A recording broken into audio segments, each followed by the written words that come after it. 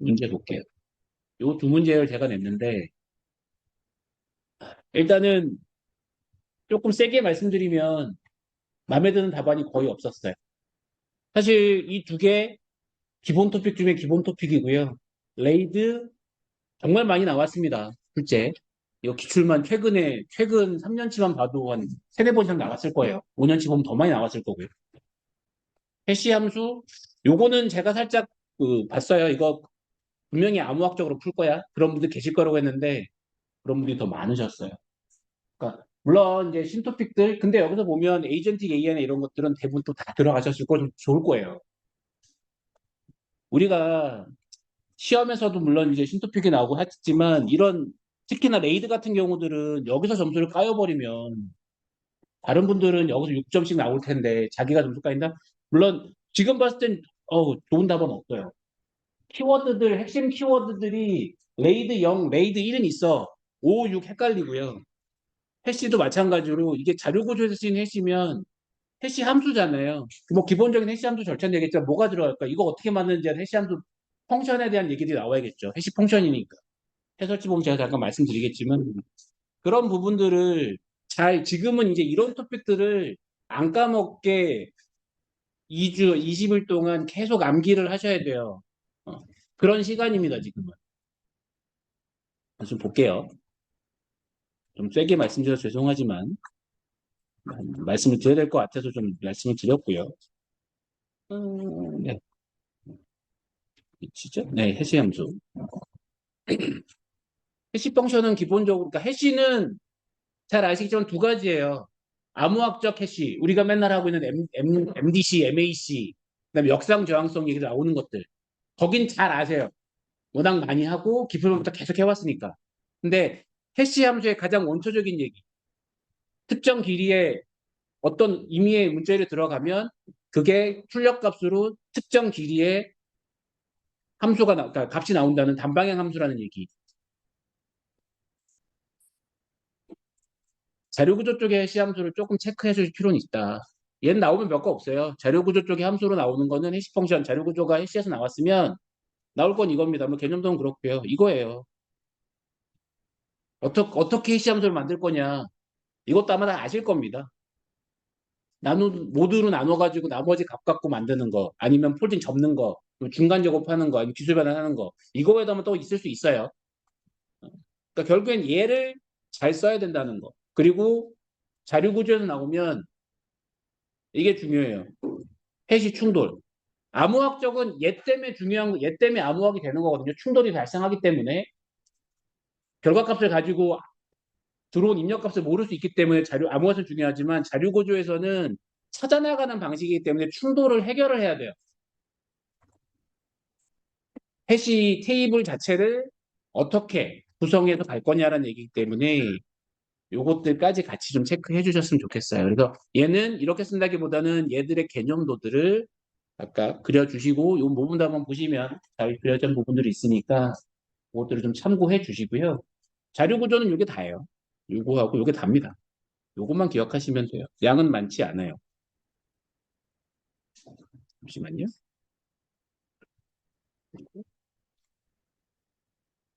그래서 그것들만 좀 체크해 주셨으면 좋겠어요.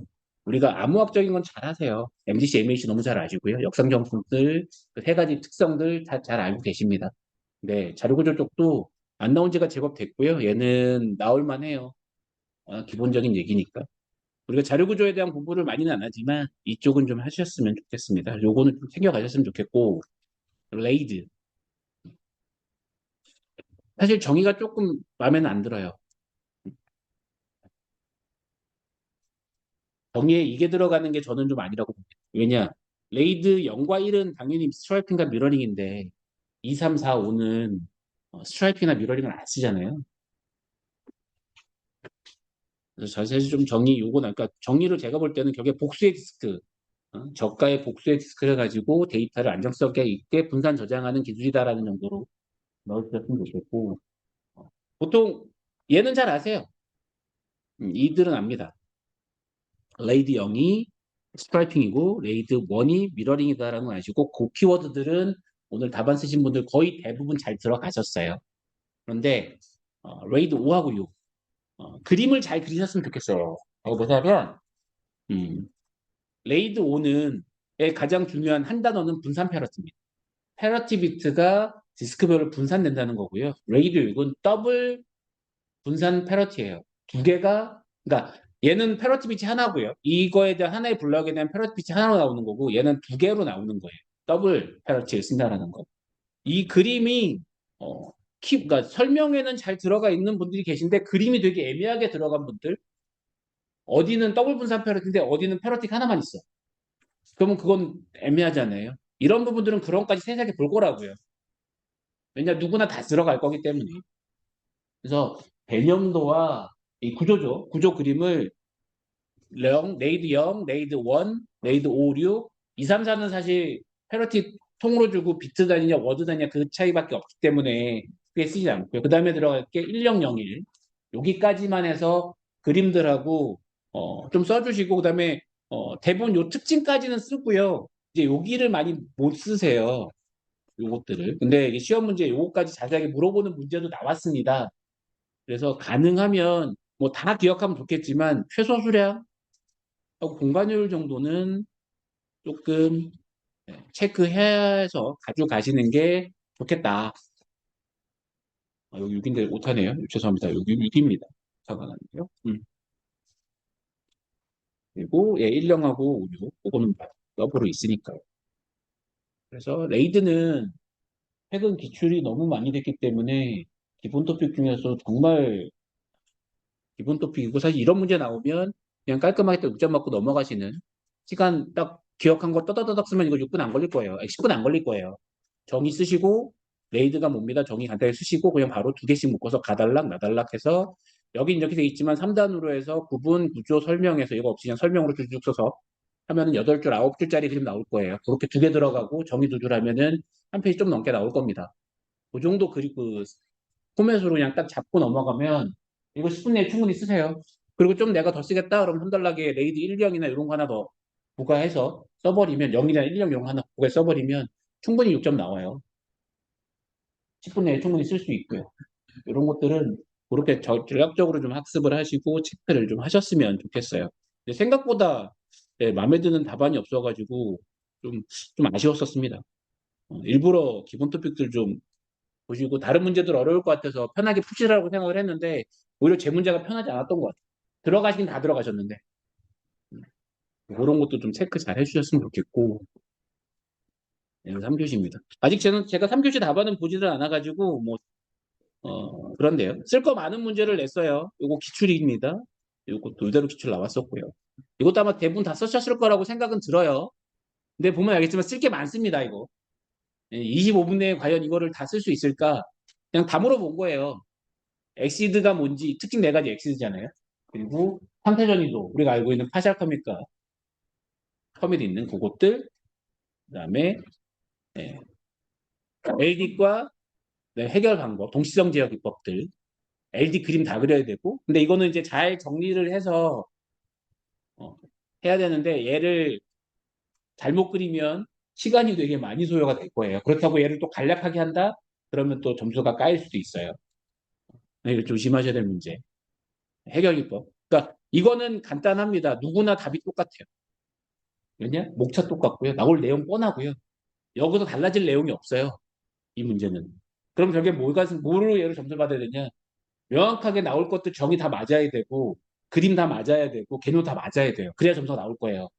근데 여기서 뭐가 하나 삐끗했다? 그럼 점수가 오히려 점수가 안 나올 수 있어요. 이런 문제들. 왜냐?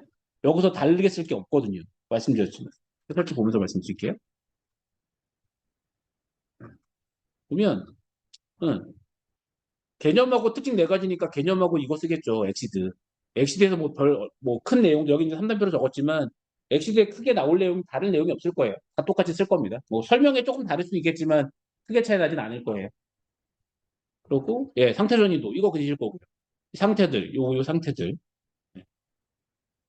얘도 100이면 100 거의 똑같이 나갈 거고요.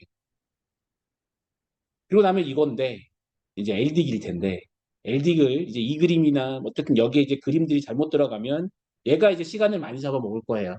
지난번에 우리 아이솔레이션 레벨 지난번에 기출 나왔을 때처럼 똑같은 문제예요. 그러니까 이것들을 얼마큼 내가 이제 잘 시간 내에 개념도를 잘 갖고 갈 거냐. 그리고 나면 이제 이걸 나오겠죠. 2PL하고 타임스탬프랑 약간적, 그다음에 MVCC 이거 나올 겁니다. 동성이 나올 텐데. 그러니까 결국엔 나올 게 뻔해요. 이런 뻔한 문제들은 이제 잘 보시고 들어가셔야 돼요. 풀 게 정말 없을 땐 들어가겠지만 항상 말씀드리는 건 이런 문제들은 풀 게 있으면 이거를 안 푸는 게 오히려 좋습니다. 시간도 오래 걸리고요. 다 똑같으니까. 어. 근데 시간이 덜 걸리는 25분 내에 충분히 풀 수 있는 문제라면 들어가서 그냥 간단하게 20판 3분 정도 쓰고 2분 다른 문제 좀 내가 할래 이런 식으로 해서 15점 맞고 넘어갈래 이런 전략으로 가면 괜찮은데 이 문제는 얘가 시간이 많이 걸려요. 이 개념도 잡는 거. 이게 내가 정말 익숙하지 않으면. 어. 그럴 경우에는 이게 고민을 잘 하셔야죠. 내가 이거를 잘 25분 내에 그릴 수 있는 익숙하게 잘 그릴 수 있는 쉽게 잘 그릴 수 있는 걸로 해서 누구나 알아볼 수 있게 딱 잡아서 개념들을 갖고 가겠다. 그렇게 해서 만들어 놓겠다. 그러면 괜찮은데 그게 아니고 그냥 LD가 알고 아니까 어설프게 딱 들어가잖아요. 그럼 26분, 27분 더 걸려요. 내가 오히려 점수는 생각한 것보다 안 나오고. 그래서 이건 문제 보시면서 실전에 만약에 나오면 문제 보시고 그러고 나서 접근을 좀 하실 필요가 있는 문제입니다. 얘도 마찬가지고요. 특히 MVCD 잘 그려주세요. 대부분 MVCD 잘 이상하게 그리시는 분들 많은데 오늘 좀 아직 못 봐가지고 제가 뭐라고 말씀을 못 드리겠지만 네, 잘 그려주셨으면 좋겠어요. 뭐 내용 자체는 아주 기본 토픽이기 때문에 따로 설명은 안 드리고 전략적인 부분들로 볼게요. 그리고 클라우드 컴퓨팅 보안 가이드라인입니다. 클라우드 컴퓨팅 관련돼서는 문제들이 나오고 있고요. 사실 요거는 이제 2023년에 나온 이제 가이드인데 이제 여기에 연장된 게 이제 별로 가죠. CSAP로 넘어가게 되어 있어요. 그거랑 같이 연결이 된 토픽이에요. 가이드라인 보시면 뒤쪽은 이제 CSAP와 관련된 내용들이 좀 같이 들어가 있고 확장이 되고 있어요. 근데 얘도 보면 물어본 게 많아요. 차이점, 구성 요소, 보안 속성 및 보안 위험, 장단점 물어본 거 많죠. 이런 것도 잘 보시고 들어가셔야 돼요. 최근에 그러니까 질문 자체를 많이 하는 문제들이 요즘 좀 많이 나옵니다. 그럴 경우에 얘들을 어떻게 목차를 잡을 것이며 내가 어떻게 이걸 들어갈지 말지 그런 부분들을 고민하셔가지고 들어가야 되면 어떻게 내가 목차를 잡을지 그러면은 이렇게 묶을 것 같고요. 요거 하나, 혹은 요걸 묶을 수도 있겠죠. 이렇게 묶어서 그냥 갈 것 같긴 한데 이렇게 묶어서 여기 2달러, 여기 3달러로 묶을 것 같아요. 그냥 있으니까 1, 2, 3, 4로 가야지. 어, 그러시면 분량도 많아지고 시간도 더 오래 걸릴 수 있어요. 저는 이렇게 묶을 것 같아요. 그래서 여기 이해 가. 여긴 뭐 이렇게 많지만 어쨌든 하나의 비교표로 가로 가고요. 환경 구성 요소라고 되어 있으니까 여기 별건 없는데 그림 간단하게 그리고 구성 요소에서 이게 3달러 카, 이게 3달러 카, 이게 3단계입니다. 이렇게 될 것 같아요. R은 보안 속성을, 그러니까 3단표에서 보안 속성이 들어갈 거고요. 보안 위협이 표로 하나 들어가서 쭉 집어넣을 거고, 그 다음에 장단점에서 3 나오면서 이렇게 할 것 같아요. 1달러가 뭘 쓸 거냐? 이거잖아요. 그리고 여기 뭐예요? 보안 얘기들이 나오잖아요. 왜 이게 나왔을지에 대한 얘기들로 간단히 인프를 잡아줄 거고요. 그래도 아마 한 페이지는 넘게 나올 거예요. 왜냐? 이게 쓸 게 많기 때문에 아무리 내가 축약을 한다고 해도 그렇다고 너무 축약해가지고 장점 2개, 뭐 단점 2개 쓰고요. 예를 들자면 보안 속성 위협 2개 쓰고 이래 버리면 점수가 안 나오겠죠. 그래서 어느 정도의 이제 분량은 가져가야 되겠죠. 그럼 여기 얘네들이 아마 못 나와도 얘네들만 가져가 한 페이지 나올 거예요. 이럴 때 뭐 1달러 쓰고 그냥 넘어가거나 시간 없으면 그거는 좀 봐야 되겠죠. 전략적으로 봐야 되겠죠. 근데 얘를 그냥 1달러 차이점, 2달러의 구성 요소에서 구성도 그리고 하고 이거 3달러 들어가서 3의 보안 속성 나 이렇게 써버리면 장단점이 아마 되게 쩌슷하게 나오면서 시간도 많이 걸릴 겁니다.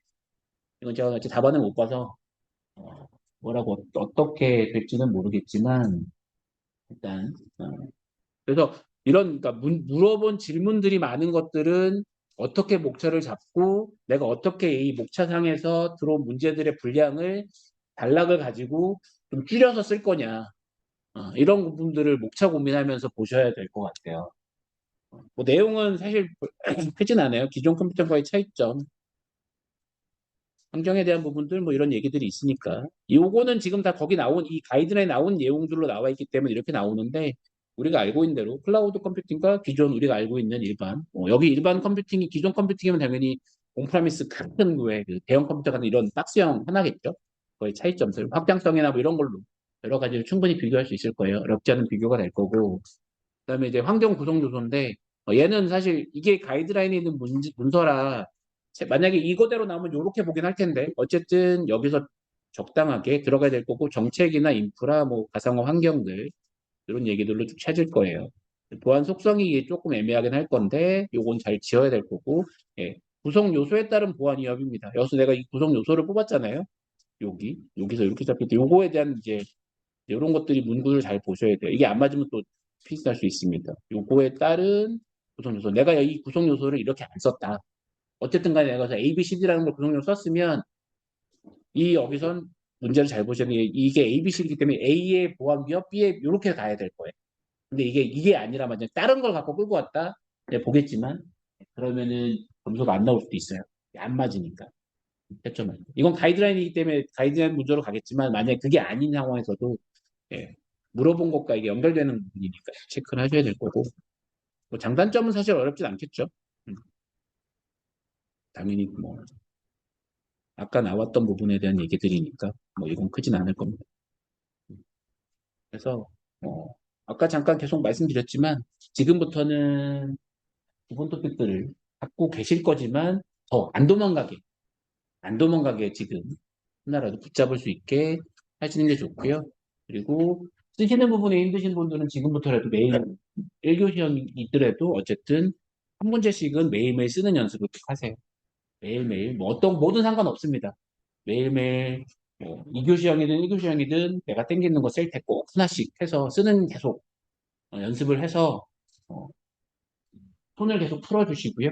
지금은 그게 제일 중요하고 토픽들은 현재 갖고 있는 것들만 잘 가져가시고 요번 주 다음 주까지는 그나마 괜찮은데 요번 주까지는 그나마 괜찮아요. 요번 주까지는 신토픽 괜찮은데 이후에 나오는 신토픽 새로운 토픽 이제 파이널 라운드 가면 또 신토픽 나올 거거든요. 내가 모르는 것들 막 또 문제로 막 쭉 나올 거거든요.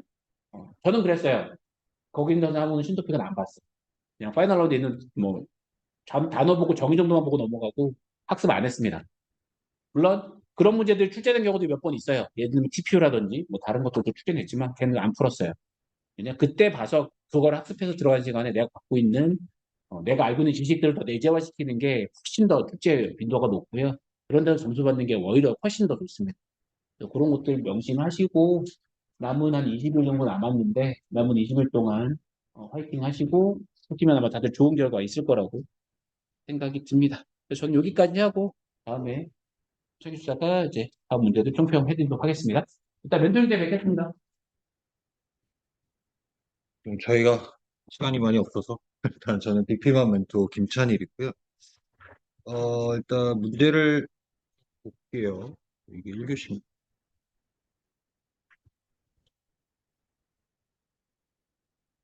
일단 저는 문제의 컨셉을 딱 명확하게 잡았어요. 일단 표준 하나 무조건 내야 되겠고, 그다음에 이제 팩트 기반에서 OS가 지금 안 나온 지 좀 됐거든요.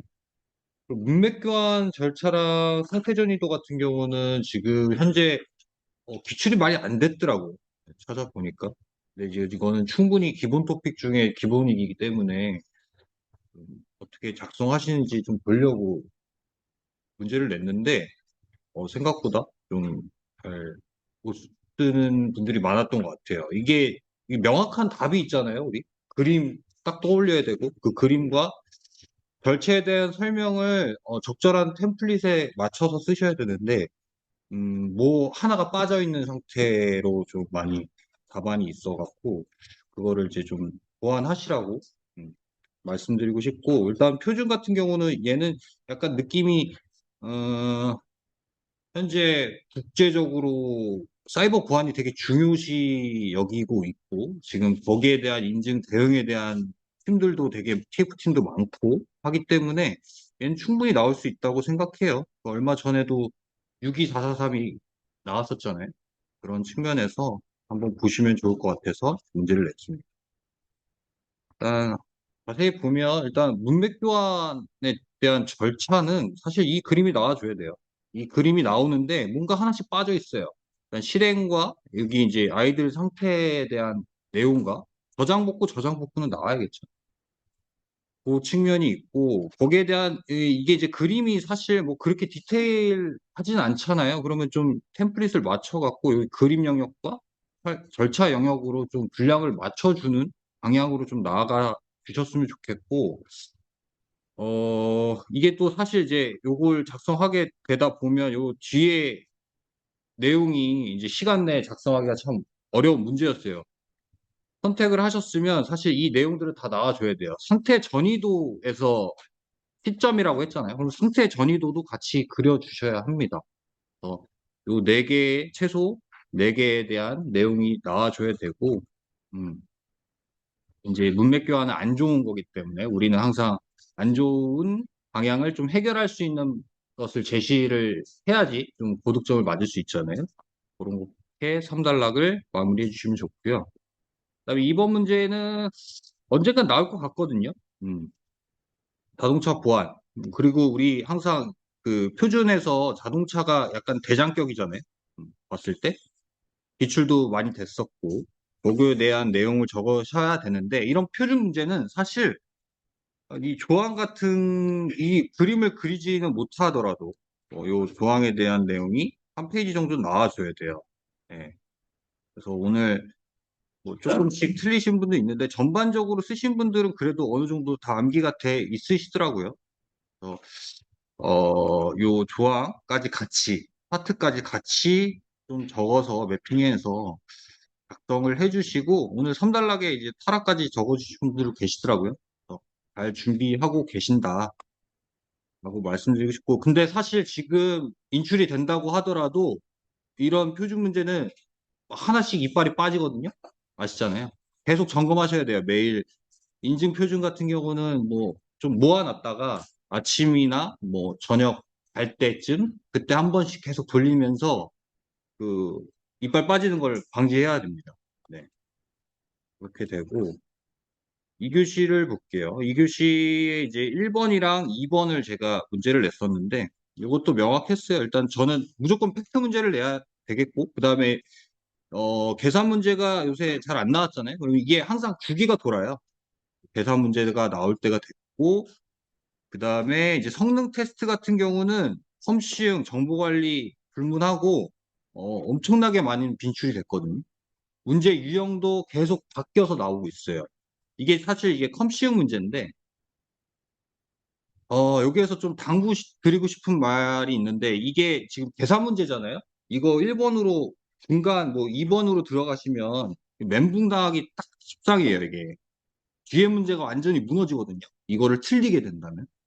그리고 시간도 사실 얘를 3페이지를 작성하려면 쓸 게 많이 없잖아요. 그 계산 방식에 대한 거를 좀 이래도 되나 싶을 정도로 좀 풀어서 써주세요. 그래야지 채점자 입장에서 채점자가 시간이 없어요. 그러려면 그 풀이 과정이 한눈에 딱 들어와야지 아, 이 사람이 잘했다 안 했다를 판단해서 점수가 나가는 거거든요. 근데 그냥 그 풀이 과정이 딱 뭐 한 네 줄 있다 그러면 일단 성의 문제도 있고 그다음에 분량 문제도 있고 그렇기 때문에 최대한 풀어서 써주시고 그다음에 다시 돌아가서 무조건 4번에 적어주세요. 얘는 내가 풀 수 있다 없다 판단하시고 일단 4번으로 배치하시고 예, 그런 식으로 진행해 주시는 게 좋습니다. 확률 분포 같은 경우도 이게 문제가 자주 나왔어요. 그 기출에서도 뭐 베르능이랑 기하 분포에 관련된 문제도 나왔었고 그거를 이제 또 통합해서 좀 묻는 문제였죠. 이거는 모의고사 문제를 냈었고 이거는 좀 많이 작성하기가 어려우셨나 봐요. 막 여기에 막 히스토그램 나오고 난리 났거든요. 그런 거 이거 들어가실 때 이런 팩트 문제에서 뭔가 답이 아닌 문제다. 답이 아닌 답을 쓴다. 그러면 좀 점수가 많이 까입니다. 계산 문제도 마찬가지로. 좀 타격이 커요. 이 한 문제로 합격, 불합격이 결정되거든요. 그래서 조심하셔야 되는 문제들을 냈습니다. 1번 풀이를 본다고 하면 일단 일단 성능 테스트에 대한 개념부터 작성을 해야겠죠, 우리 안 물어봐도 개념은 작성을 한다고 필반 때부터 항상 들으셨을 거예요. 그래서 이 분량을 확보하려면 사실 1페이지는 못하더라도 그래도 0.7페이지 이상은 써야 될 것 같아요. 성능 테스트에 대한. 그리고 여기에서 사실 이제 가에 보면 시간에 대한 지표, 그 다음에 사용자, 그 다음 여기에 더 추가적으로 지표들이 많잖아요. 내가 알고 있는 것들을 더 작성을 이제 1단락에 채워서 분량을 확보하는 게 저는 맞다고 생각을 하고, 그 다음에 2단락부터는 요거에 대해서 각각 상세하게 좀 적어주셨으면 좋겠어요. 우리 템플릿 강의 아마 동일할 거예요. 그래서 요거에 대한 분량을 좀 잘 맞춰서 이게 아마 오늘 응답 시간이랑 대기 시간에 대해서 좀 합쳐서 작성하시는 분들이 있는데 그래도 각각 물어본 거에 대해서 중복되더라도 좀 맞춰서 일관성 있게 작성을 해주면 좋겠어요. 이게 이제 물어본 거기 때문에. 이 지금 요거는 이제 해설지는 요거 밑에까지 물어봤는데 사실 이제 문제는 요거 세 개죠. 요거 세 개에 대해서 충실히 작성을 해 주셨어야 합니다. 성능 테스트에 대한 개요. 그 다음에 이 분량을 늘리려면 일단 개념도가 꼭 들어가야 될 것 같아요. 예. 그리고 그 그림에 대해서 우리 항상 그래프 그릴 때는 이런 것까지 디테일까지 다 챙겨야 되죠. 대기 시간도 마찬가지입니다. 그리고 마지막 계산 과정에서 오늘 이거 답안 틀리신 분들 되게 많거든요. 이거 점검해 주셔야 되고 만약에 틀리면 일단은 필전에서도 13점 이상 기대를 못 합니다. 아무리 위에 다 작성을 하셨더라도 12점, 11점, 막 10점, 심하면 막 9점까지 나갈 때도 있어요. 그래서 조심하셔야 하는 부분. 그래서 TPS는 5입니다. 그 다음에 확률 분포 문제를 냈는데, 이산 확률 분포랑 연속 확률 분포, 사실 이것도, 기본 토픽이라고 볼 수 있죠. 이게 보면, 이게 다 기출이 됐어요. 음. 정규 분포도 기출이 됐었죠. 126회 때. 그다음에 T분포, F분포, 그다음에 중심 극한 정리까지 나왔어요. 그거를 이제 통합해서 물어보는 문제였는데 사실 기출에 있는 그런 확률 분포들은 다 아셔야 되는 거예요. 왜냐하면 이게 계속 이 시험 자체가 기출에서 계속 파생되거든요. 그래서 지금 점검하셔야 될 거는 우리가 지금 뭐 신토픽 같은 경우는 어 사실 인출이 잘 안 되실 거예요. 좀 숙성 기간이 필요하잖아요. 그러니까. 공부하신 분들은 어느 정도 아실 거예요. 그런 것들을 제외하고 일단 기출에 대한 문제 분석이 있으셔야 돼요. 뭐 1주든 2주든 펌싱도 마찬가지로 그런 2개년, 최소한 3개년 정도는 아셔야 돼요. 거기에서 어떤 문제가 나왔는지 그거를 좀 감을 잡으셔야 되고 거기에서 항상 파생돼서 나오기 때문에 이런 문제들은 꼭 챙겨 주셨으면 해요. 이산분포 같은 경우는 이제 하나씩 셀 수 있는 값이죠. 그래서 대표적으로 베르누이도 기출됐고 기하 분포도 기출이 됐어요. 거기서 이제 추가적으로 이거 그리실 때 사실 이제 유형을 물어봤잖아요. 유형을 물어봤으면 유형을 많이 써야 돼요. 그래야지 점수가 나가거든요. 그래서 최대한 많은 요 정도만 챙기셔도 충분할 것 같아요. 4개 정도. 음. 그리고 그림 그릴 때 항상 이런 것들 다 표현을 해주셔야 합니다. 오늘 그냥 그래프만 그리고 X축, Y축 아예 적지 않은 분들이 꽤 있었는데, 디테일을 챙기셔야 합니다. 마찬가지로 기하분포. 그리고 이게 이제 상세하게 사실 우리가 공부를 안 하잖아요. 그러다 보니까 여기 설명에 계속 동음이 반복되시는 분들이 있는데, 그것도 되게 치명적입니다. 최소한 성의는 보여야 돼요. 단어로라도 조금씩 바꿔가면서 하셔야 합니다. 이게 동음이 엄청 반복되시는 분 많았어요, 오늘. 예. 마찬가지로 연속 확률 분포에서는 정규 분포 당연히 나와야 되고, 정규 분포에 대해서 그래도 기출이 한번 됐기 때문에 여기에 이제 수식까지 같이 적어주신 분도 계셨고, 그다음에 또 표준 정규 분포, T 분포, 우리 다 기출에 나왔던 것들입니다, 이거. 예, F 분포까지. 얘네들의 특징만 하나씩 가져가시면서 거기에 그 특징을 기반으로 좀 말을 풀어내시는 연습을 하셔야 합니다. 그래서 그거에 대한 것을 중점으로 받고, 다단락은 뭐 간단하게 비교만 치더라도 점수는 많이 나올 거예요. 이게 팩트만 잘 작성하면 최소한 15, 16은 나오기 때문에 이런 문제들을 좀 잘 챙겨주면 좋겠어요. 오늘 고생하셨고, 어, 지금 3번부터, 아니죠? 1교시. 이기수사님, 예, 진행해 주시면 될 것 같아요.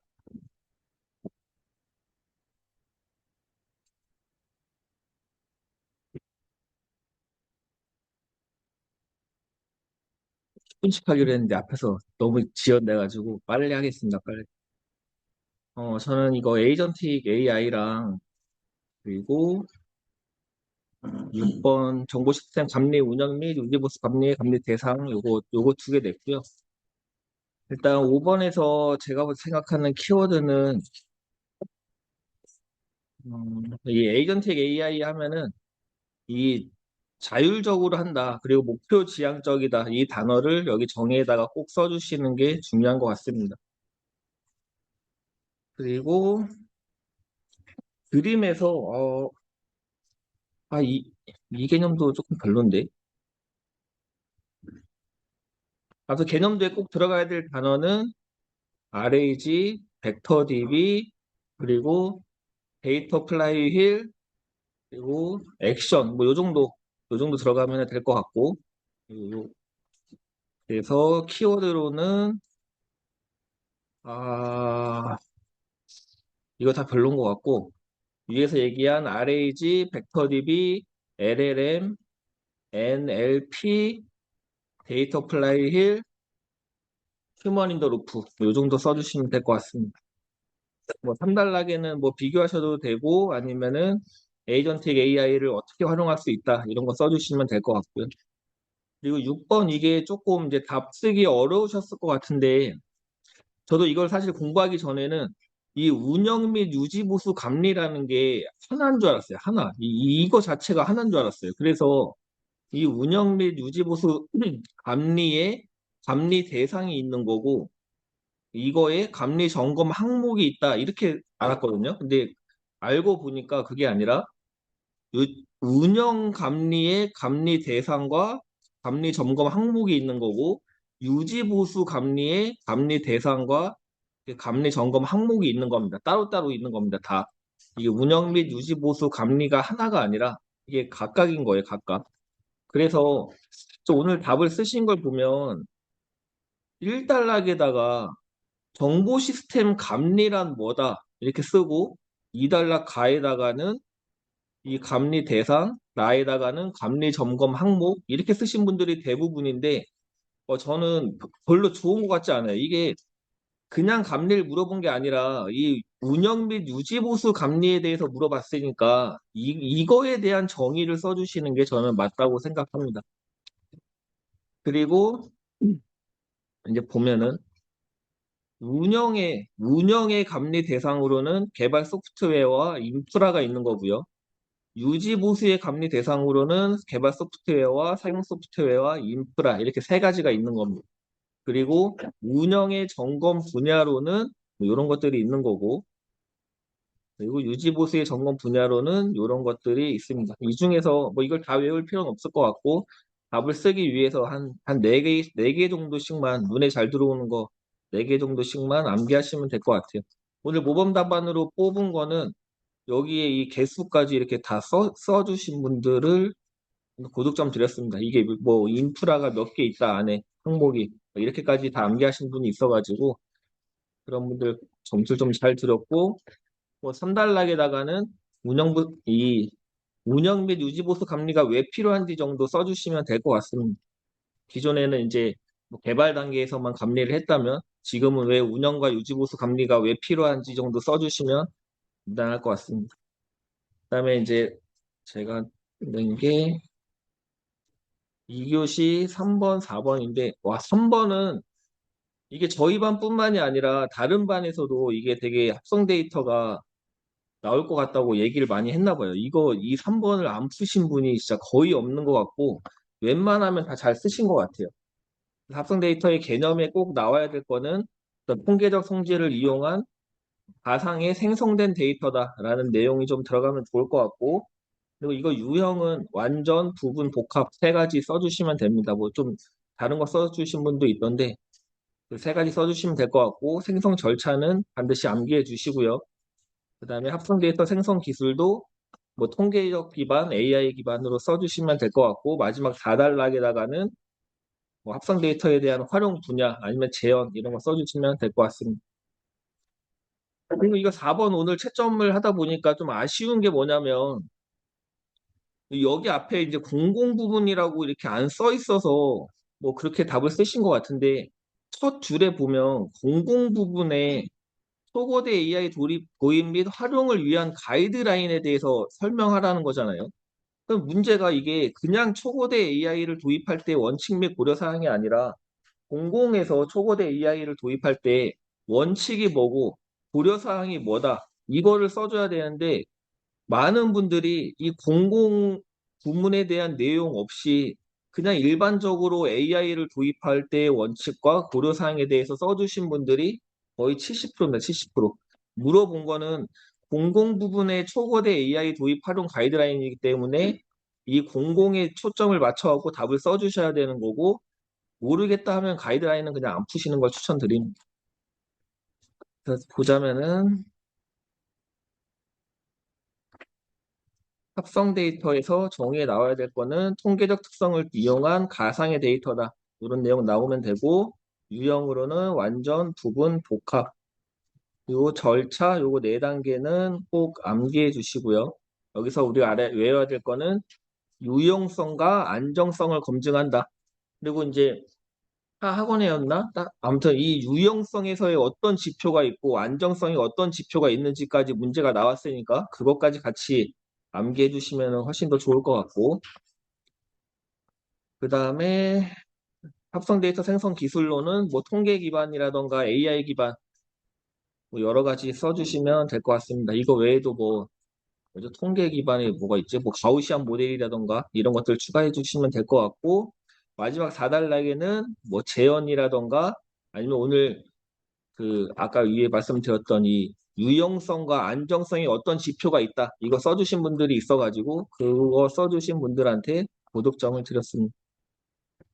그다음 4번은 이제 공공 부분이니까 보시면은 이 공공이라는 거를 감안 안 하고 답을 쓰면은 도입 원칙이 뭐 어떻게 되겠어요? 그냥 뭐 비용을 절감해야 된다. 뭐 신기술을 활용해야 된다. 뭐 이런 소리가 나올 텐데 이게 이제 공공 부분에 대한 가이드라인이기 때문에 원칙을 보시면 공공에서의 느낌이 살려 있습니다. 민간의 기술을 이용해야 되고 행정과 조직 문화를 함께 혁신해야 되고 부처 간의 칸막이를 없애고 국가 안보 국민 권리를 보호하고 인공지능 윤리 기준을 준수해야 된다. 이렇게 공공에서 해야 될 것들에 대한 느낌을 살려가지고 답을 써주셔야 됩니다. 도입 시 사전 고려사항도 읽어보면은 약간 공공에서의 느낌이 나 있죠. 이렇게 같이 학습해 주시고, 도입 절차는 사실 이게 초거대 AI 도입 절차라는 게 꼭 이렇게 해야 되는 건 아니겠죠.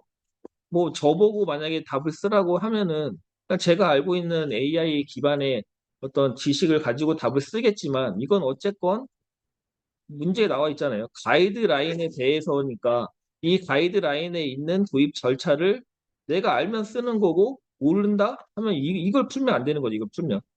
어쨌건 가이드라인에는 도입 절차가 이렇게 6단계로 나와 있습니다. 데이터 보안 등급, 클라우드 구성 방안, 데이터 학습 방식, 서비스 도입 방식, SLO, 옵스 이렇게 나와 있으니까 이거는 암기해 주시고,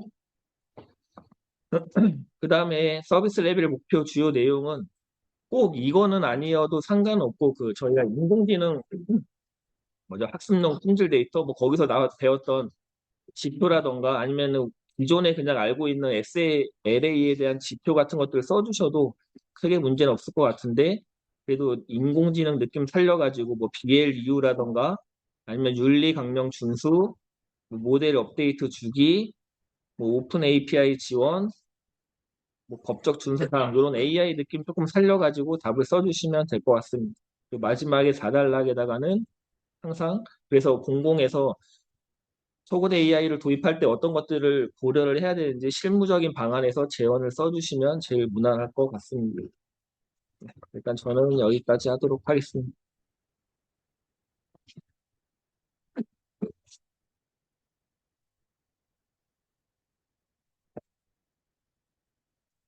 안녕하세요. 예, 정상반 정상 멘트입니다. 오늘 시험 잘 보셨나요? 시험, 얼마 안 남았는데, 일단 조금 말씀드리고 싶은 거는, 너무 우리 그 합성 데이터, 뭐 이런 거, 새로운 것들 나오는 것들은 잘 준비를 하시는 것 같아요. AI, 뭐 에이전틱 AI니, 뭐 이렇게 새롭게 나오는 것들 잘 준비하시는 것 같은데, 정작 저는 사실 여기에 기본 문제랑 당연히 알고 있을 거라고 생각하는 요거는 뭐 그렇다 치더라도 당연히 알고 있을 거라고 생각하는 요런 것들을 냈습니다. 어, 기본 문제랑 뭐 우리가 계속 잘 하고 많이 했던 것들. 근데 생각보다 제가 마음에 드는 답안이 별로 없었어요. 어. 그렇다라고 하면 또 보면 문제를 선택할 때 제 문제는 또 다 선택해 주셨어요. 다 선택해 주셨는데 거기에서 봤을 때 이게 진짜 경쟁력 있는 답안인가? 라고 했던 답안이 별로 안 보였습니다. 그래서 그렇다라는 건 뭐냐면 실전에 가서도 비슷한 문제들 나오잖아요. 그럼 다 똑같은 거 선택해요. 다 똑같은 거 선택하는데 그러면 그거를 얼마나 구체적으로 정확하게 쓰느냐의 싸움이거든요. 그게 어디냐면 기본 토픽입니다. 응. 그래서 그거 조금 먼저 조금 말씀을 좀 드리고 시작을 해야 될 것 같아서 그래서 좀 그 부분을 좀 강조드리고 싶습니다. 그래서 지금은 사실 말씀드리면 기본 토픽이에요. 기본 토픽 누가 더 잘 적는가에 따라서 합격이 왔다 갔다 하거든요. 그래서 너무 새로운 것들, 뭐 가이드, 뭐 이런 거에 너무 조금 집중하시면 안 돼요. 지금은, 신토픽보다는 기본 토픽에 충실해서 내가 했던 거 잘 적는 거, 그게 더 중요합니다. 그래서 제가 여기에 보면, 생성형 AI의 보안, 이쪽을 냈는데요. 사실 요거를 낸 이유는 뭐냐면, 생성형 AI에 대한 기술과 관련된 문제가 시험에 그렇게 많이 나오진 않았어요. 그리고 그 중에서도 뭐 보안은 사실 모든 토픽의 마지막에 나오는 토픽이라서 그래서 뭐 요거를 내는 거에 그게 크게 뭐 이전에 기출에 나와서 제가 가지고 오기는 했는데 제가 좀 강조드리고 싶은 거는 요거에 대한 기술에 대해서 우리가 얼마나 잘 알고 있나, 많이 알고 있는가에 대해서 한번 좀 생각해 보시고 가셨으면 좋겠다, 같이. 그래서 요 문제를 들고 왔고요. 요거는 사실 문제를 보면 생성형 AI 기술의 보안 위협입니다. 위협. 그러면 위협을 이에 가, 나에 이렇게 좀 집중해서 적어 주셔야 돼요. 물어본 거에 대해서 여기다 적어 주셔야 됩니다. 근데 오늘 대부분 보면 여기에 위협 하나 적고 여기에 대응 방안 적고 이렇게 하신 분들이 꽤 많으셨어요. 그건 뭐냐면 사실 여기 물어보는 문제에 대해서 충분하게 여기 이단락에 설명은 되지 않았다라고 좀 보여지거든요. 그럴 때는 어떻게 하냐라고 했을 때 그 내용들을 대응 방안 이런 것들은 3단락에 빼시고요. 여기서는 이런 관점을 나눠가지고 이렇게 표로 해서 이렇게 적어주시면 됩니다. 그런데 조금 많은 분들이 또 이렇게 적어주셨어요. 보안 위협의 개념도를 적어주셨는데 약간 좀 어색하지 않으세요? 보안 위협의 개념도. 위협의 개념도 뭐지? 이게 도대체 그 개념도는 뭐지? 라는 생각이 좀 들지 않으세요? 이게 상식적으로 내려가면 그거 어색하다라고 하면 그것보다는 이런 식으로 풀어줘야 된다라는 거를 조금 강조드리고 싶습니다. 그래서 이게 비단 보안 위협뿐만 아니라도 뭔가 다른 요런 비슷한 문제들이 나오면 한번 생각을 해봐야 돼요. 무조건 여기 개념도 들어가는 게 아니라 여기 내가 지금 이 토픽에 물어보는 거에 여기 개념도가 들어가는 게 맞나? 구성도가 들어가는 게 맞나? 를 한번 고민을 하시고 들어가줘요. 아니면 진짜 답안 자체가 전체적으로 봤을 때 좀 어색해져요. 어. 그래서 그런 것들 조금 잘 좀 생각을 하셨으면 좋겠고, 그리고 이제 생성형 AI의 보안 위협이라는 부분에서 가지고 왔는데, 사실 요거는 적대적 그 AI의 예전에 그 나올 때 적대적 공격 뭐 이런 것들에 대해서도 문제 많이 나왔어요. 그래서 이런 것들은 다 다시 또 나올 수 있다라는 측면에서 제가 가져왔거든요. 그래서 생성형 AI의 보안 위협 요 문제는 좀 잘 한 번 더 좀 보시고 가셨으면 좋겠습니다. 음. 좀 그렇게 좀 말씀을 좀 드리고 싶고요. 10번입니다. 저는 사실 여기에서 요거를 냈어요. 요거를. 음, 요거를 냈습니다. 음. 그래서 사실 흐름 제어에 이제 우리가 정보 관리에서 네트워크에서 제일 나올 수 있는 부분이라고 하면 TCP/IP래. 저기 뭐지? OSI 7레이어. 예. 그 중에서 4계층, 3계층, 2계층, 뭐, 여기, 뭐, 7계층, 요 4개 계층에서 제일 잘 나오는데, 그 중에서 4계층이 제일 잘 나옵니다. 예. 그래서 그 부분을 가져왔고, 거기서 그러면 슬라이딩 윈도우랑 슬로우 스타트, 요거를 제대로 알고 계시는지를 좀 물어보고 싶었어요. 그런데 요거 밑에 여기에 해설지에는 사실 요 정도만 이게 2교시 문제의 해설지라서 요 정도만 나와 있는데 요 개념에 대해서 정확하게 적어주신 분이 있나라고 했을 때 별로 제대로 적어주신 분이 별로 많지 않았어요. 그리고 여기에서 이제 그러면 여기에 요거 두 개를 비교한다라고 했을 때 그냥 장단점 비교 요런 거 진짜 많이 해주셨거든요. 근데 이게 가만히 보면 슬라이딩 윈도우랑 슬로우 스타터는 이게 어떻게 움직이는 알고리즘이라든지 뭐 이런 것들인데 이게 장단점으로 그냥 비교해서 땡 쳐도 될까? 아니면 이거를 좀 고민을 해보셔야 돼요. 뭐냐면 알고리즘이라고 하면 이 메커니즘이 있잖아요. 그러면 그 두 개의 메커니즘을 비교해서 설명을 해줘야 돼요, 사실. 근데 그거 없이 그냥 뭐 구조에 대한 부분 뭐 이런 것들 뭐 요런 윈도우 크기 구조 뭐 이런 것들은 부가적으로 같이 비교를 해주시면 좋기는 한데 그 중에서도 이 동작 방식에 대해서 구체적으로 좀 비교를 해주시는 게 가장 좋습니다, 사실. 그런 것들이 좀 많이 좀 아쉬웠어요. 대부분 그냥 장단점, 특징, 목적 이거에 비교를 많이 하셨거든요. 근데 요 문제 같은 경우에는 좀 그렇게 상세하게 좀 두 개를 비교를 해주시는 게 맞아요. 그래서 그렇게 비교를 해주신 분들은 고득점을 드렸고 그거 아닌 분들은 조금 낮게 드렸습니다. 그래서 이런 기본 토픽이 사실 대부분 조금 잘 못 적으시는 것 같아요, 아직. 이게 왜냐하면 우리 기본 토픽, 신토픽 계속 생각하다 보면 나중에 기본 토픽 생각하려고 이게 문제 나오면 못 적거든요. 그래서 기본 토픽 다시 한번 좀 보셨으면 좋겠습니다. 이런 것들. 그 다음에 클라우드 네이티브고요. 클라우드 네이티브 요거는 문제 아직 안 나왔습니다. 문제가 엄청 많이 떠들어댔는데 요거 아직 안 나왔어요. 그리고 저번에 300분에 했을 때 제가 문제 쿠버네티스에 대해서 이거 안 나왔다라고 했을 때 보고 나왔잖아요. 그런 비슷한 유형의 문제라고 보시면 될 것 같아요. 그래서 아직 안 나왔습니다. 클라우드 네이티브 근데 공공이라든지 민간에서 계속 클라우드 네이티브라는 용어가 계속 나오고 있는 상황입니다. 그래서 요거 좀 잘 가지고 가시고요. 그리고 여기서 핵심은 이제 마이크로소프트 MSA, 컨테이너, 데브옵스, 그 다음에 뭐죠? CI/CD인가요? CI/CD, 컨테이너, MSA 하나 뭐지? CI/CD죠. CI/CD인가? 음, 네 개. 네, 맞죠. 제가 헷갈려서. 응. 그래서 그 키워드는 무조건 들어가야 되고요. 만약에 그거에 대해서 상세하게 더 들어갈 수 있으면 더 그 기술 요소가 좀 같이 들어가시면 좋을 것 같아요. 왜냐하면 그 네 개 키워드로 그냥 빡 바꿔서 점수를 얻겠다라고 하면 아마 점수 안 나오실 거예요. 예. 왜냐하면 다 똑같이 적거든요. 그러면 변별력이 있으려고 하면 그 안에 그러면 MSA 안에 세부적인 기술, 컨테이너에 대한 세부적인 기술 뭐 이런 것들로 더 한 뎁스 더 내려서 적어 주셔야지 점수가 높아질 겁니다. 그래서 요건 아직 안 나와서 좀 그렇게 좀 준비를 해 주셨으면 좋겠습니다. 클라우드 네이티브. 생각보다 요것도 제가 원하는 답 같이 적어주신 분이 별로 없었어요. 그래서 요런 것들 이전에 나왔는데 나하고 많이 이제 당연하게 알 것 같은데 갑자기 이렇게 내면 잘 못 적는 부분이 있거든요. 그거는 저도 공부할 때 좀 많이 그래서 이런 것들 좀 잘 챙겨 주셨으면 좋겠습니다. 그리고 2교시 한번 볼게요.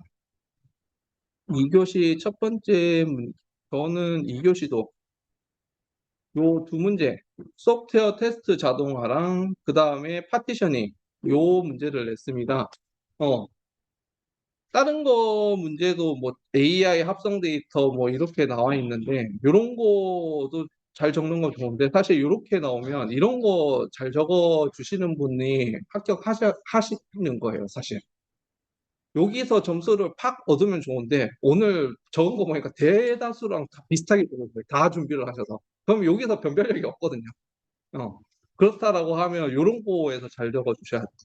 예, 그렇게 좀 생각을 하셨으면 좋겠고 요거는 기출입니다. 121의 기출이에요. 그리고 테스트 자동화는 지금 현업에서 보면 이런 것들 품질 향상을 위해서, 소프트웨어 품질 향상을 위해서 이 테스트 자동화 많이 도입을 하고 있는데 아직 안 도입되어 있는 곳이 더 많아요. 그래서 요거는 문제 잘 나올 수 있습니다. 충분히 나올 수 있고요. 얘는 기본 문제인데 얘도 제대로 적어주신 분이 꽤 많이 없으셨어요, 생각보다. 그래서 이런 것들 좀 우선 잘 적어주셔야 돼요. 어. 얘도 기출이거든요, 사실. 그래서 이런 것들 먼저 좀 잘 적어줘야 된다라고 좀 강조를 좀 드리고 싶고요. 그래서 보면 테스트 자동화부터 먼저 보겠습니다. 테스트 자동화는 여기 물어본 게 개념과 방법 이렇게 물어봤잖아요. 그러면 개념 그냥 개념을 여기 2에 뭐 2단락에 적어주시는 게 좀 좋을 것 같아요. 그래서 여기는 개념 효과 뭐 이런 적용 단계 뭐 이런 식으로 나와 있는데 개념도와 개념 정도로만 얘기를 해 주셔도 괜찮을 것 같고요. 그리고 이제 체크 자동화 방법에 대해서 여기 도구가 쭉 나와 있어요. 근데 좀 오늘 대부분 어떻게 적으셨냐면 블랙박스, 화이트박스, 테스트 방법 내가 아는 거 다 적으셨는데 가만히 생각해 볼게요.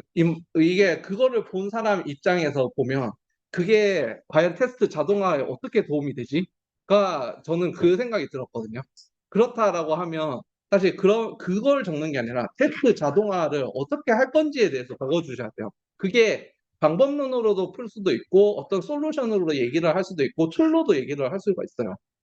좀 그런 방법으로 다양한 방법으로 좀 풀어주신 분들은 저 점수를 많이 드렸거든요. 그리고 여기에 보면 단위 테스트, 뭐 테스트, 뭐 이렇게 성능 테스트 도구 뭐 이런 식으로 있잖아요. 요거 실제적인 그런 테스트 도구들 쓰신 분들 점수를 더 드렸습니다. 그래서 요거를 좀 생각을 해봐야 돼요. 그냥 블랙박스는 내가 아는 그런 테스트 방법을 다 적는다? 이게 테스트 자동화가 되나? 안 되나? 뭐 이런 순간에 그 생각을 좀 하고 좀 접근을 하셨어야지 조금 문제가 풀리는 그런 문제라고 생각을 들고요. 그래서 여기서는 툴까지는 안 나와 있는데 요것도 혹시 가지고 가실 분들은 툴 정도 가지고 가시고요. 이 문제가 실제 안 나온다라고 해도 적용을 어떻게 할 수 있냐라고 하면 만약에 단통신설 단위 테스트 막 블랙박스, 화이트박스 이런 테스트 문제가 나오잖아요. 그러면 3단락에 그런 거 적는 거죠. 테스트 자동화 이렇게 할 수 있다. 그렇게 적용을 하시면 점수 더 얻어가시는 겁니다. 그래서 여기서는 테스트 자동화로 물어봤지만 문제를 여기서 테스트 자동화 가져왔는데 만약에 이 문제가 다르게 나왔다. 그러면 이거 어떻게 써먹지? 한번 더 고민을 하시고 가지고 가시면 더 고득점으로 가지고 가실 수 있을 거예요.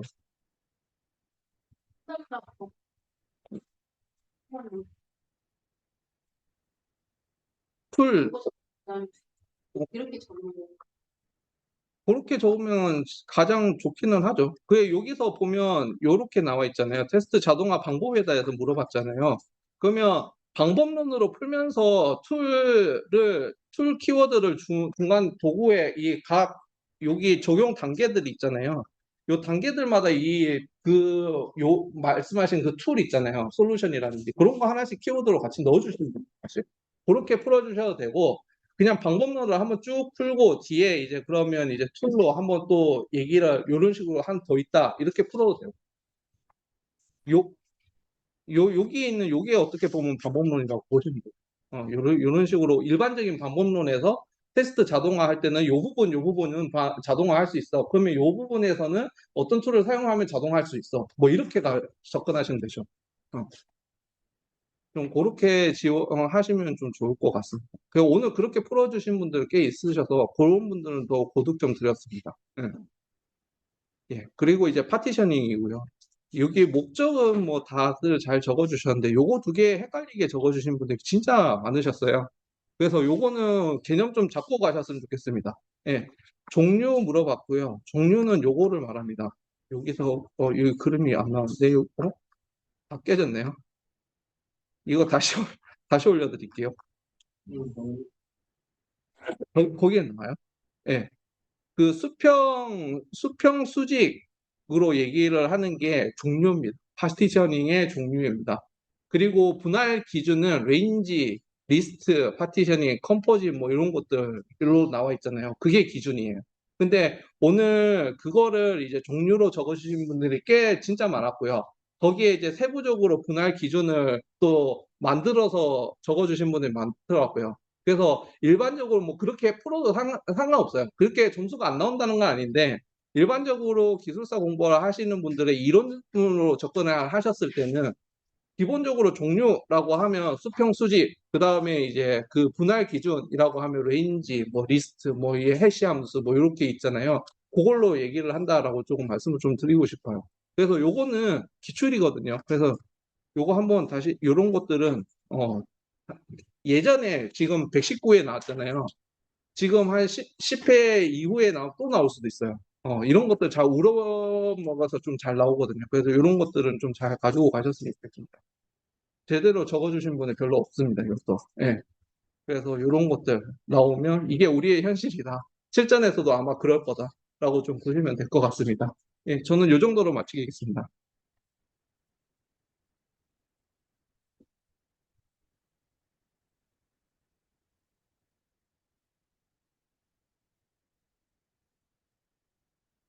제가 1교시 7번, 8번 출제했고요. 7번, 8번은 아주 기본 토픽 중에서도 기본 토픽입니다. 네. 그 중에서도 이제 기본 토픽 중에서 난이도가 중 이하니까 아무래도 그 디테일한 키워드를 좀 많이 봤습니다. 특히 스노우플레이크를 구성하고 있는 구성 요소를 잘 썼는가. 그리고 이제 스키마라는 말이 있잖아요. 스키마. 그러면은 저는 이거부터 고민했을 것 같아요. 이게 스키마라는 말을 글자로 표현하실 수 있으세요? 이거 생각보다 어렵거든요. 그럼 무조건 그림이 들어가야 되는 그런 문제다라고 이제 보시면 됩니다. 그래서 그림이 없으면 뭔가 말로 주저주저리 떠들었을 거고, 그러면 이제 정의에서 뭔가 책 잡히고, 정의가 틀리면은 이제 그다음부터 이제 꼬기 시작하는 거니까, 첫 번째 문제를 받으셨을 때 스키마나 뭐 구성도나 이런 것들이 나오면은 꼭 그림을 그려야 된다라고 접근해 주시고, 이 8번 문제는 LLM하고 SLM 이제는 거의 뭐 너무나 유용해가지고 이제 단골 토픽이 됐는데, 실제로 비교를 할 때 누가 실무적으로 많이 해보고 종류를 많이 아는가, 그리고 이제 대규모 파라미터, 여기는 소형 파라미터인데 파라미터의 그 정확한 디테일한 그 키워드들이 들어가 있는가, 이런 것들을 좀 주로 봤습니다. 그래서 해설해 드리면, 일단 7번 같은 경우에는 이제 목차 고민이 좀 되셨을 것 같아요. 그래서 목차를 어떻게 뽑아야 될까 이제 고민 많이 하셨을 것 같은데, 저라면은 이렇게 했을 것 같아요. 개념도에서 개념도를 좀 디테일하게 그려주고, 실제로 여기가 이제 디멘전 테이블이 디멘전하고 서브 디멘전하고 3차 정교화가 되는 특징이 있는 게 스노우플레이크 스키마의 어떤 특징이잖아요. 예, 여기를 잘 그려주셔야죠. 그래서 스타 스키마하고 좀 헷갈리셔가지고 여기까지만 그려주신 분이 계신데, 그게 아니라 여기까지 이제 확장이 돼야 된다라는 거고, 개념도가 이렇게 들어가면 이제 아래쪽에는 장점, 단점 세 가지를 물어봤으니까 이런 식으로 표로 구성하는 것이 나을 것 같습니다. 아래로. 그렇죠? 그래서 오히려 이렇게 장점, 단점을 열에다가 적어주신 분이 계신데 이거보다는 이게 더 나은 것 같아요. 그래서 개념도가 꼭 들어가주면서 장점, 단점 내용을 좀 보면, 그 팩트 테이블이 이제 중앙에 있고요. 얘가 팩트입니다. 이것도 좀 헷갈리신 분이 계신데 다시 한번 좀 보시라고. 팩트, 그리고 디멘전, 그리고 얘가 서브 디멘전입니다. 그래서 팩트, 디멘전, 서브 디멘전, 그리고 여기에 관련된 측정값들이 이렇게 들어간다. 이 정도로 구성 요소 가져가시면 될 것 같고, 제 3차 정규형으로 한다.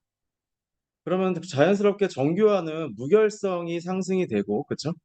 저장 공간의 크기가 작아진다. 이거 좀 헷갈리신 분이 많이 있을 것 같은데, 테이블을 중복으로 시키다가 나누면, 저장 요소가, 저장하는 공간이 조금 줄어들기도 합니다. 그래서 그런 관점에서 보시면은 저장 공간이 줄고, 무결성이 향상된다는 것이 장점이고요. 단점은 당연히 조인에 대한 관계가 늘어나니까, 그죠? 복잡도가 증가되고, 아무래도 성능이 더 저하될 수 있다.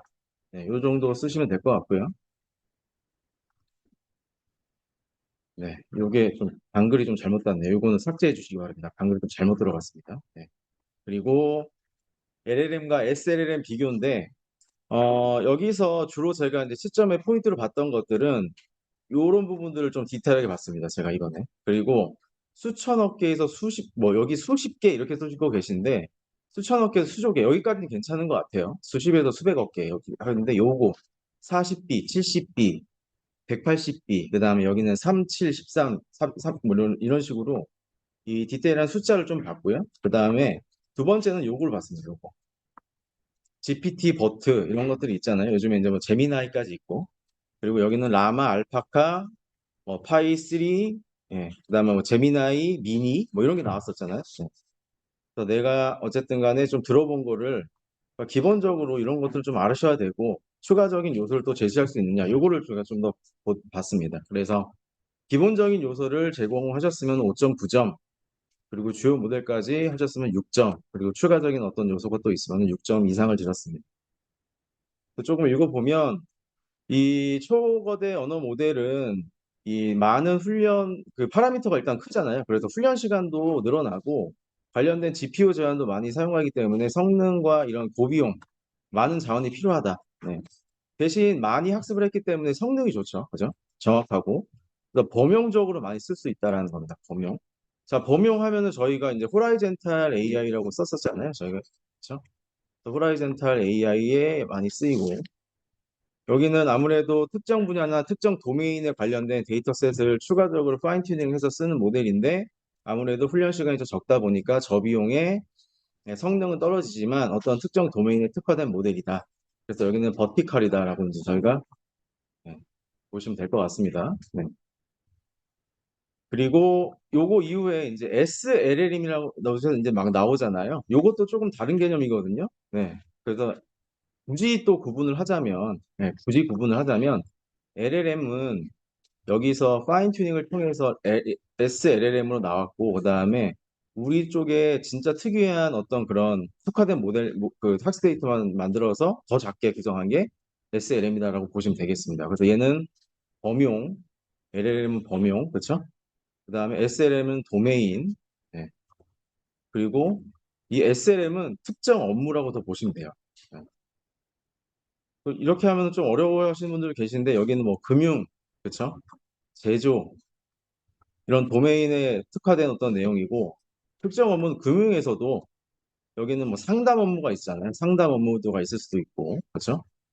대출 업무가 또 있을 수도 있고, 이런 식으로 더 디테일하게 들어가는 영역들에 있어서 더 특화된 업무를 활용할 수 있는 게 이 SLM이다 라고 보시면 되겠습니다. 네. 이 범용하고 이 작아질수록 약간 성능이 트레이드 오프죠. 그러니까 그 데이터셋이 많아지면 많아질수록 좋긴 하지만, 답변이 좋긴 하지만, 관련해가지고 많은 자원이 필요로 하고, 거꾸로 이쪽에서는 아무래도 뭐 성능이나 이런 것들이 좀 이슈가 있습니다. 아직까지는. 그래서 그렇게 약간 트레이드오프 개념으로 생각하셨다가 잘 써주시면 될 것 같고, 이런 디테일한 키워드, 특히 이 파라미터 개수, 네. 이렇게 약간 헐렁하게 쓰시는 것보다는 이런 내용들 추가적으로 제시해 주시는 걸 좋을 것 같고, 주요 모델까지 적어주시면 좋겠습니다. 그리고 3교시는 제가 문제를 4번 문제를 좀 틀어 막았습니다. 네. 이거는 좀 이게 제가 전략적으로 이런 상황이 꼭 놓일 수가 있기 때문에 4번을 좀 틀어 막았습니다. 이거 선택을 거의 못할 거라 생각하시는데, 그래도 또 들어가신 분이 계시더라고요. 네. 그래서 참 독하다. 정말 독하다. 어떻게 이렇게까지 했는데도 이렇게 지원해 주시면서 쓰실까 이제 생각을 했었고. 그리고 그러면 이거를 재우고 나면 5번, 6번은 제가 봤을 때 누구나 아시는 내용이고 2번, 그쵸? 에그리테크 대충 비비면 될 것 같고 그럼 1, 3번이 남습니다. 그러면은 저라면은 1번은 가이드이기 때문에 이게 저는 쳐다보진 않을 것 같아요. 그래서 저는 3번을 좀 전략적으로 선택을 하게끔 이렇게 유도를 한 문제였는데 자 일단 4번은 지금 와가지고 이걸 내가 모른다고 너무 자책하지 않으셨으면 좋을 것 같아요.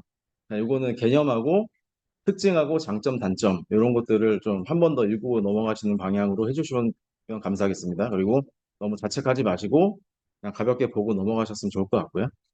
그리고 3번은 요거는 난이도가 상으로 제가 마킹을 했는데 왜 그랬냐면 요런 단어들 요런 것들이 저희 어디 뭐 길상이나 ITP 그 카페나 이런 데에 잘 없습니다. 그래가지고 약간 지원은 제가 만든 문제거든요. 그래서 이제 얼마나 대응을 잘 하시나 요거에 대해서 평가를 하는 문제이기 때문에 난이도를 상으로 찍었고 일단 이런 단어를 조금 가져가셨으면 좋을 것 같아요. 공지나. 그래서 AI가 발전하면 거를 보안 쪽에서도 견인을 하고 보안이 발전되면 AI도 뭐 더 좋아진다. 이렇게 이런 게 서로 이제 이 상생해 나가는 그런 관계잖아요. 이걸 공진화라고 합니다. 공진화. 그래서 코에볼루션 관계다. 그래서 AI는 보안 쪽에 예측과 자동화를 제공을 하고 보안 쪽에서는 신뢰성과 안전성을 확보를 통해서 AI가 발전한다. 이런 약간 이런 관계나 설명을 일단 인트로에 좀 적어주시면서 그 다음은 이제 간단하죠. AI for Security니까 당연히 AI 기술에 대해서 이제 나와줘야 되고요. 그렇죠? 그리고 3단락은 당연히 Security for AI니까 시큐리티 관련된 내용이 나와줘야 되겠죠. 네. 그걸 조금 살펴보면 요즘에 그 AI를 활용을 해가지고 보안 쪽에 굉장히 그 자동화나 예측이나 이런 것들을 많이 쓰고 있습니다. 특히 이제 보안 관제 쪽에서 단순 반복적으로 막 얼럿들이 막 많이 발생을 하잖아요. 그런 것들을 뭐 심이나 아니면 소아나 여기 적혀 있죠. 소아나 이런 것들을 통해 가지고 추가적으로 굉장히 자동화하고 뭐 안에서 머신러닝, 강화학습, 딥러닝 해가지고 사람이 실질적으로 어떤 룰이나 어떤 그런 뭐 그 동작 그 뭔가를 탐지해내는 그런 공식 같은 거 있잖아요. 그런 것들을 넣어주지 않아도 얘가 머신러닝 기반으로 어떤 트렌드를 쭉 보가면서 예측을 한다거나 이상치가 있을 때 판별을 해준다거나 이제 그런 것들이 있습니다. 그런 내용들이 들어가줘야 된다. 네. 여기는 생각보다 그래도 잘 대응을 해주신 분들이 많았고요. 두 번째는 이제 AI를 안전하게 쓰기 위한 기술이죠. 그래서 이제 뭐 적대적 공격도 있고, 특히 데이터와 관련된 어떤 오염을 방지하기 위해서, 그걸 확인하기 위해서 하는 기술, 워터마킹 기술, 이런 것들은 뭐 저보다도 잘 아실 거라 생각합니다. 네. 그래서 이제 이 AI 쪽 관점과 C2E 쪽 관점을 각각 분리를 해서 내가 누가 이 관련된 기술과 사례를 많이 알고 있는가, 이렇게 잘 적어주시면 되겠죠. 그래서 목적은 AI 모델의 기밀성, 무결성, 가역성 확보, 공격 방지, 컴플라이언스 대응, 데이터 보안 유지. 네. 그래서 항상 인공지능에 대해서 뭔가 위협이나 어떤 그런 방지하는 것들을 해야 될 구분을 제가 항상 말씀드렸잖아요. 구분을 잘 하셔라. 데이터, 학습 데이터에 대해서 오염이 되면 안 되니까. 그리고 실질적으로 모델이 잘못되면 안 되니까 요거는 XAI, AI 등으로 이제 대응을 한다라고 그랬고, 네, 마지막은 사용과 관련된 거죠. 그래서 API를 통해 가지고 뭔가 디도스 공격도 하고 아니면은 뭔가 인증 체계를 무너뜨려 가지고 누구나 접속하기도 한다거나 이런 것들은 그냥 일반적인 보안 요소로 보시면 될 것 같아요. 네. 그래서 이제 AI의 시큐리티는 항상 데이터와 모델이 빠지면 안 된다라고 저는 계속 강조드리고 있죠. 네. 그리고 이제 사단락은 이런 것들 이제 사단락을 꼭 들어가셔야 되는 문제이기도 합니다. 왜냐하면 여기에 이제 두 개를 물어봤잖아요. 그럼 인트로 하면서 사단락을 이제 적어줘야 되는데 항상 AI나 이런 것들이 나오면은 사례를 저는 적는 걸로 좀 많이 했었거든요. 왜냐하면 사례를 적으면 그만큼 좀 해본 것 같은 느낌이 드니까. 그래서 저는 이 또아 아니면 심 이런 것들에 대해서 요즘에 많이 자동화되고 있고 그 안에서 이 에이전틱 AI와 플레이북 기반으로 자동으로 탐지하고 대응할 수 있는 이 스플렁크라는 솔루션을 써서 이렇게 하고 있다라고 이제 사례를 구체적으로 제시를 한 거죠. 네. 그래서 3번 문제는 이 관계 물어보지 않아도 이 공진화라는 단어를 꼭 기술사로서 쓰실 수 있는 약간 그런 키워드가 됐으면 좋을 것 같고요. 4번 문제는 이렇게 뭐 대표적으로 세 가지가 있는데 간단히만 살펴보면 초전도는 이 초전도 특히 273도 극조온이 이제 필요하다. 그 장점, 단점, 이쪽 이 목차 구성만 볼게요. 그림 그리면서 개념은 여기 들어가 있고 장점, 단점, 그다음에 기술 요소 이렇게 들어갔다라고 보시면 되겠습니다. 그래서 레이저, 이쪽에서는 레이저, 그렇죠? 그다음에 연상 속도가 느리지만 그만큼 안정적이다. 전기장 트랩이 필요하다. 초전도 이온이 필요하다. 한번 보시고요. 광자는 광자 발생기, 회로, 검출기가 구성 요소고 마찬가지로 온도와 관련된 제어가 필요하고 여기 이쪽에서 이제 광자 간의 상호작용이 어려워서 여기 상온에서 동작은 하지만 확장이 좀 어려운 부분이 있다라고 해서 마지막으로 이 슈레딩거의 고양이 이것도 한번 읽어보시기 바랍니다. 양자역학과 관련된 그런 이론이라고 하네요. 예, 수고 많으셨습니다. 그리고 이제 저희 이제 시험이 얼마 안 남았잖아요. 근데 최근에 제가 되게 인상적으로 최철악 기술사님이라고 계신데 유튜브에 검색해 보시면 나올 것 같아요. 1교시를 150점을 받고 2, 3, 4교시 역전해가지고 이제 쓰신 케이스가 있더라고요. 그래서 마지막에 좀 드리고 싶은 말씀은 그 1교시를 좀 망쳤다고 하더라도 그런 케이스가 있으니까 꼭 2, 3, 4교시 포기하지 마시고 끝까지 답안을 작성하시고 나오는 분이 또 역전할 수도 있다라고는 말씀을 드리면서 풀이 마치도록 하겠습니다. 네, 수고 많으셨습니다.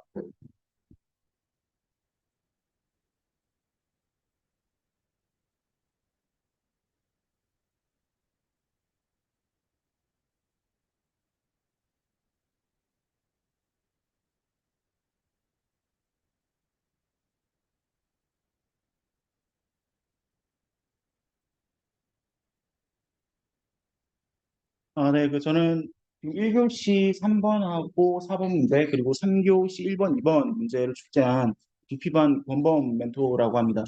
1교시부터 설명드리겠습니다. 먼저 AI 랜의 경우에는 최근에 공개형 개방 랜의 인공지능 기술을 결합을 하고자 하는 시도가 많이 진행이 되고 있고, 또 얼라이언스도 구성이 된 상태라서 이것에 해당하는 내용을 기존의 공개형 개방 랜과 함께 어떻게 같이 작성을 잘 하실 수 있는지 보고자 하기 위한 목적으로 출제를 하게 됐습니다. 지금 여기 문제를 보면요. 그래서 이제 제가 보고자 했던 거는 기존에 이제 나와야 하는 여러 가지 알고 계시는 키워드들, 이제 유닛 단위의 세부 요소들과 인공지능 기술을 어떻게 잘 표현할 수 있는지 그걸 보고자 했고요. 보통 이런 그림으로 삼계층으로 많이 표현을 하실 거예요. 그래서 우리가 백본 네트워크로부터 실제 RF 안테나까지 연결되는 세 가지의 프론톨, 미드홀, 백홀의 구성이 있고 각각의 모듈들에 포함된 요소들이 어떤 것들이 있을지 이런 내용들을 작성을 해주시면 되는데요. 결과적으로 사실 우리가 공개형 랜이라고 하는 내용들은 익히 잘 알고 계시는 내용인데 우리가 AI라고 한다면 실제 장비를 분리를 하고 표준화시키는 그런 인터페이스를 통일된 규격으로 맞춤으로써 벤더 종속성을 탈피한다는 기본적인 내용에 더해서 우리가 최근에 다양한 화두가 되고 있는 이제 피지컬 AI라던가 엣지 AI 그리고 어댑티브 AI와 같은 우리가 모의고사 등을 통해서 학습했던 다양한 인공지능 기술들을 동일하게 적용을 할 수가 있을 겁니다.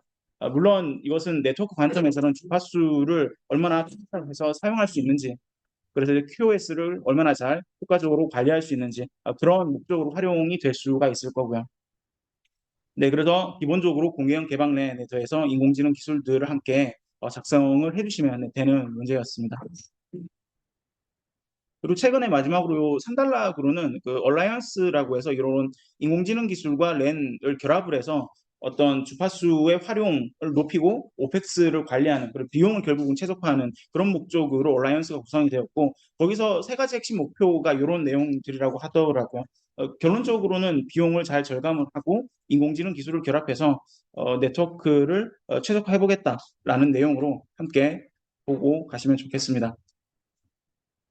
네, 그 다음에 이제 TRL에 대해서 냈는데요. 제가 사실 1교시랑 3교시 문제를 냈던 게 저도 기술사 직무 활동을 하면서 주로 많이 본 내용들을 기억해 놨다가 출제를 하고 있거든요. 그래서 앞서 봤던 AI 랜도 물론이고요. 그리고 지금 TRL이라고 하는 기술 성숙도나 기술 준비도라고 불리는 문제를 출제를 하게 된 이유는 제가 앞서부터도 계속 다른 어떤 중소나 벤처 스타트업과 관련된 다양한 기술 사업에 대한 요소들의 문제를 출제하고 있지만 실제 TRL이 어떤 기술의 유사 동종 업계에서 사용되는 기술들의 어떤 수준을 비교하기 위해서 많이 활용되는 지표입니다. 그래서 TRL이 무엇인지 상당히 어떤 평가를 나가거나 심사를 할 때 문서에 많이 언급되는 내용이기도 하고요. 그래서 이 TRL의 경우는 사실 핵심적으로는 이런 각각의 단계의 요소들이 언급이 되어야 합니다. 그래서 상세한 레벨까지 나눈다면 1에서 9단계까지 구분이 되는 그 기술의 어떤 수준을 판단하기 위한 지표라고 할 수가 있고요. 이런 내용들을 잘 작성해 주신 분들이 계셨어요. 그래서 기초 단계, 실험 단계, 시작품 단계, 그리고 실용화 단계, 그리고 양산 단계가 있는 것이죠. 그래서 실제로 막상 최종적인 프로덕트가 만들어진 결과물에 대해서 심사나 평가를 하러 기술사 자격으로 막상 가게 되면 실제 위원들이 생각하기로는 이 정도의 단계를 기대하고 들어갔지만 실제 프레젠테이션을 거치고 나면 이 단계에 있는 그런 프로덕트들이 많이 있더라고요. 사실 이런 단계에 속한다면 좋은 평가를 받기가 힘들죠. 네, 그래서 그런 TRL의 총 9단계로 나뉘고 있다라고 하는 거, 그리고 각각의 그 지표, 등급을 구분해서 기술 사업의 어떤 수준을 판단하고 유사 수준의 어떤 기술과 비교를 하고 경쟁력을 판단하는 데 활용을 하게 된다. 그 점의 어떤 키워드로서 한번 숙지를 하시고 넘어가시면 좋겠습니다. 네, 그리고 여기 3단락으로 기술 준비도의 분석에 뭐 4W1H라고 하는 것들도 있는데요. 결과적으로 이 기술 준비도를 분석할 때 TRL을 구분하는 사람들은 대표적으로는 물론 공학 박사님들도 계시고 기술사분들도 하시고 변리사분들도 많이 하시는 것 같아요. 근데 이런 것들을 따질 때는 그냥 근본적으로 생각해 보면 실제 특허와 관련된 것들을 가장 많이 보게 되는 것 같습니다. 그러니까 그 기술이 실제로 얼마나 이제 독점 백타권을 갖고 있는지 그런 것들을 많이 보게 되고요. 그래서 아마 특허와 관련된 업무를 하시는 분들이면 키프리스라고 하는 사이트를 잘 알고 계실 거예요. 그래서 그 사이트에서 키워드를 입력을 하고 실제 기술이 얼마나 출원이 되고 등록되어 있는지를 판단하고 또 얼마나 유사하고 차별성이 있는지를 보고 이 기술의 수준을 판단함에 있어서 이런 조사 단계를 거쳐서 결정을 하는 그런 단계로 진행된다고 보시면 되겠습니다. 네, 그 다음에 3교시 문제 1번, 2번으로 넘어가 볼게요. 네, 3교시 1번 문제의 경우는 인공지능 신뢰성에 대한 문제를 출제를 했고요. 2번의 경우에는 어떤 현재 산업적으로 화두가 되고 있는 에그리테크에 대해서 문제를 출제했습니다. 그리고 먼저 여기 말씀 구체적으로 드리기 전에 2번의 경우에는 현재 해설지를 봤을 때 여기에 적혀 있는 문제랑 약간 명칭이 다르게 적혀 있을 거예요. 그런데 실제로 이제 해설지의 내용을 현재 이 문제 여기 작성된 내용을 바탕으로 그대로 해설로 받아들이시면 될 것 같습니다. 약간 문장이 조금 다르게 적혀 있는데요. 이것과 이제 동일한 문제라고 보시면 됩니다. 네, 그래서 1번부터 이제 말씀드리겠습니다. 인공지능 신뢰성 문제를 낸 이유는 최근에 인공지능 기본법이 본회의를 통과를 했고 이제 국무회의 공포를 앞두고 있는 상태더라고요. 그래서 이것이 시행령과 시행 규칙이 아마 제정이 되고 올해 상반기 하반기 중에 이제 산업학계 민간 여러 담당자분들이 논의를 거쳐서 이 세부 내용이 정해지면 아마 내년 1월부터 실제 법안이 실행이 되는 방향이라고 생각하면 되실 것 같습니다. 그래서 거기서 가장 중요하게 다루는 것이 고영향 AI라고 하는 것들이 있는데요. 사실 그런 것들을 판단하기 위해서는 AI 신뢰성이라고 하는 개념이 매우 중요하게 다뤄진다고 보면 되겠습니다. 네, 그래서 그런 의미로 문제를 출제했는데요.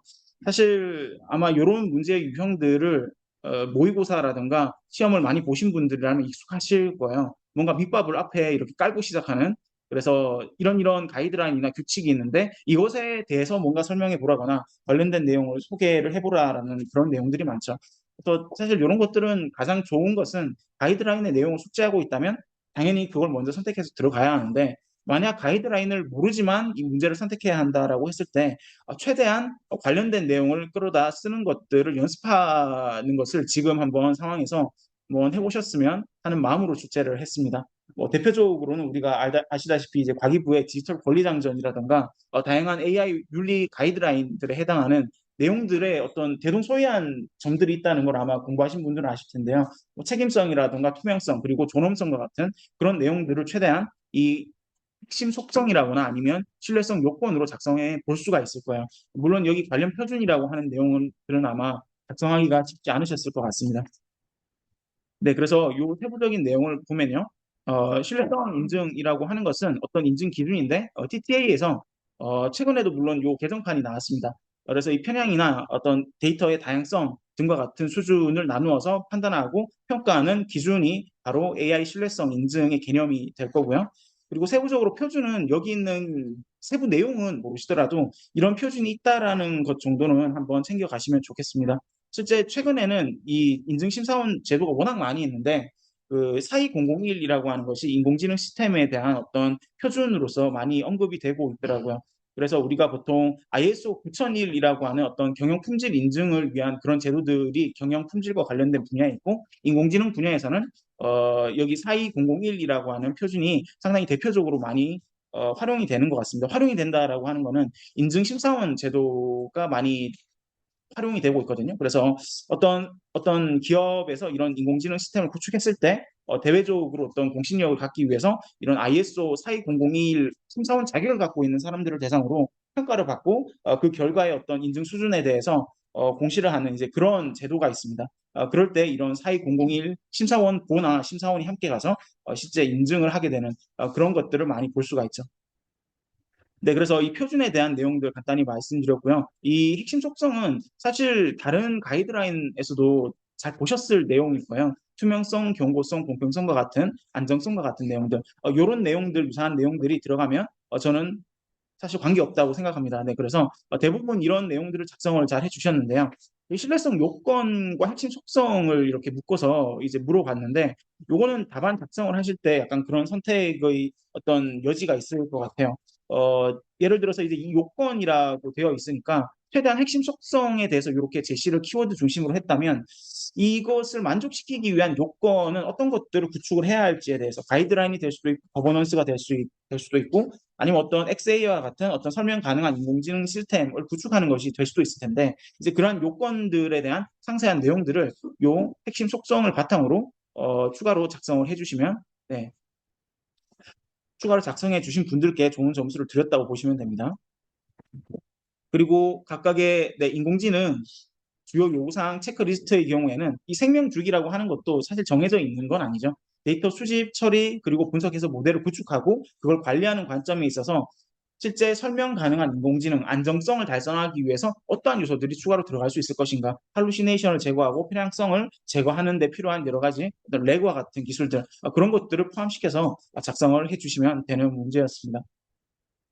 네, 그리고 에그리테크의 경우에는 요거는 제가 보려고 했던 거는 사실 한 줄의 문장이죠. 에그리테크에 대해서 이제 설명하라는 문제였는데, 네, 요거를 작성을 한다면 저는 이럴 것 같아요. 일단 1단락은 인트로 단락으로 깔아서 전반적인 내용에 대해 소개를 한 다음에 실제로 2단락과 3단락에는 어떤 구성 요소라든가 기술 요소에 해당하는 내용들을 많이 작성을 했을 것 같습니다.